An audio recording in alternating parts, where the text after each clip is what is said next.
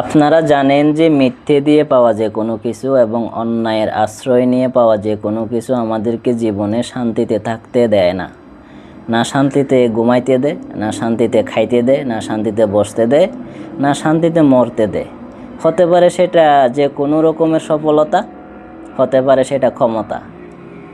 আমরা যখন অন্য কাউকে বিপদে ফেলানোর জন্য চেষ্টা করি, অন্য কাউকে মারার জন্য চেষ্টা করি, তখন এখানে সৃষ্টিকর্তা নারাজ হয়ে যায়। কারণ আপনাকে যিনি সৃষ্টি করেছেন, আপনি যাকে বিপদে ফেলতেছেন তাকেও তিনি সৃষ্টি করেছেন। বুঝতে পারছেন? আপনাকে সত্য বলার জন্য আপনি সত্য কথা বলবেন, আপনি হয়তো সঠিক কাজ করবেন।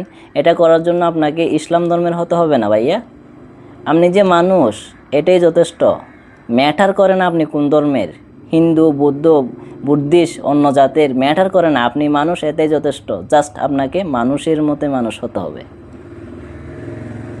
ভালো থাকবেন সবাই। আসসালামু আলাইকুম। আল্লাহ হাফিজ।